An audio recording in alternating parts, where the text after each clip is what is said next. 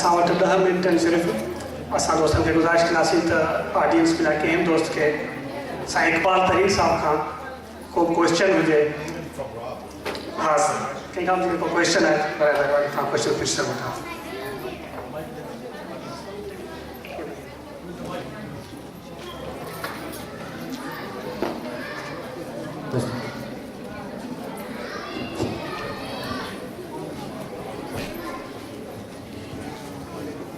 I have questioned Mr. Iqbal Tareen that our province is producing much waste from the natural resources. Still, it is not getting due share.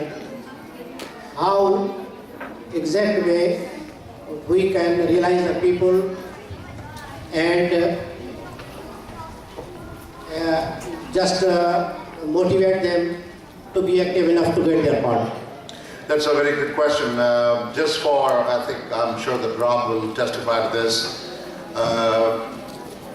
Pakistan government gives 12% royalty on gas, oil.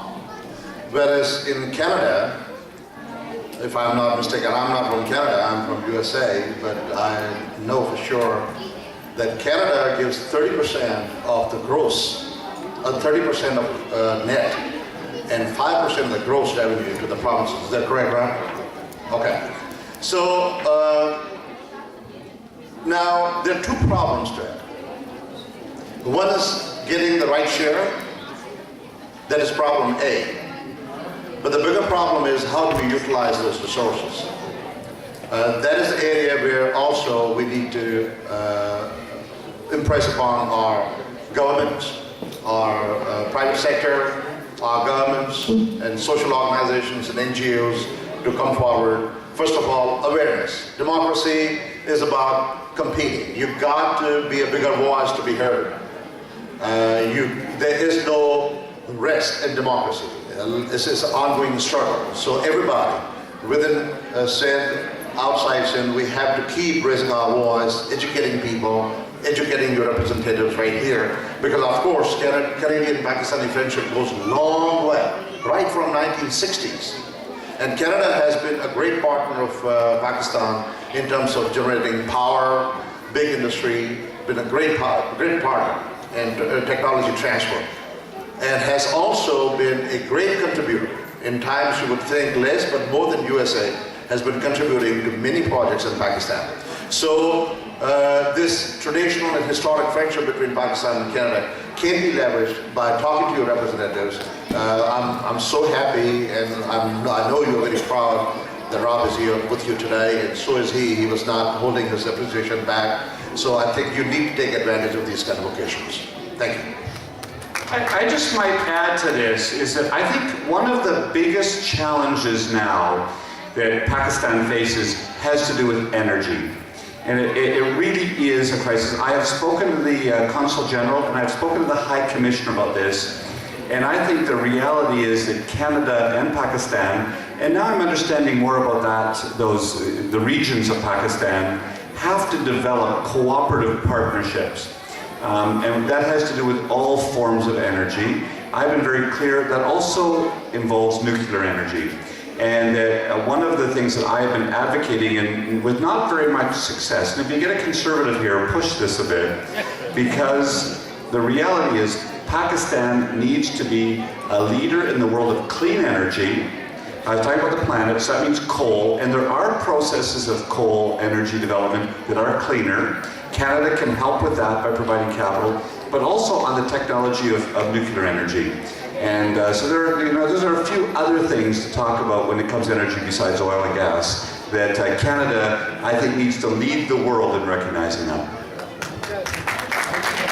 Rob, my question is based on our conversation when I came to your office, and I thank you for coming in and meeting me in your office as well. As we represent Sindh, and we are the indigenous people of Sindh, and there has been a lot of persecution by the Pakistani establishment agencies against Sindhi indigenous people. So we would like you and the other honorable MPs to, because Canada has been giving a lot of I would say, add to Pakistan. So we are not against Pakistan. We want to be within Pakistan. We are not separatists at all.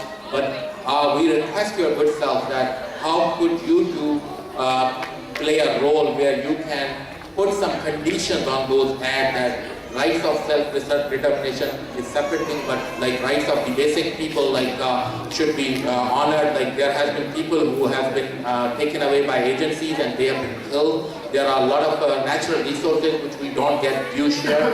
So we would request you, and if you could elaborate a little bit that what kind of, and if you need any part of from anything from our side, we are more than willing to provide you the representation or provide you a complete briefing so that which can help you in taking up this issue in the parliament.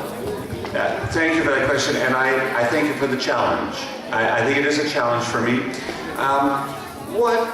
What I'm learning is that one of the Canadian roles we have in the world is to be the model for other countries about generous inclusion and welcome and human rights. And as a Commonwealth partner, Pakistan has a very specific relationship with Canada that I think we can talk about. This isn't, for me, obviously, I am not going to talk about self-determination, but I will never shy away from human rights. And there are human rights issues in Pakistan every day that we have to be aware of. And there are persecuted communities. There are some Christians who are persecuted in Pakistan, and I have written letters to talk about they need to open up tolerance and generosity towards religious minorities. That is an issue. There are linguistic minorities and cultural minorities that also, and good friends, and Pakistan is a good friend of Canada, and good friends have to have an honest conversation with each other about where it is we need to go next. And I think that the real problem is that other Pakistanis are threatened because the Sindhis are the best looking people of Pakistan. I would like to add something to what Rob just said. I think Canada can play a very critical and catalytical role in terms of linking, not formally, but informally, linking human rights performance with your foreign assistance. You see, because if you don't put teeth in your foreign policy, you and I, we both know, if you don't put teeth in your foreign policy, that's not going to take place. Let me add to that, because we have just undergone a process of developing a free trade agreement. Okay, a free trade agreement with Colombia. The Conservative government developed it. We added a human rights monitoring clause to the free trade agreement, the first one in the world. So we are going to do that, and we should do that with like an energy pact as well. Thank you.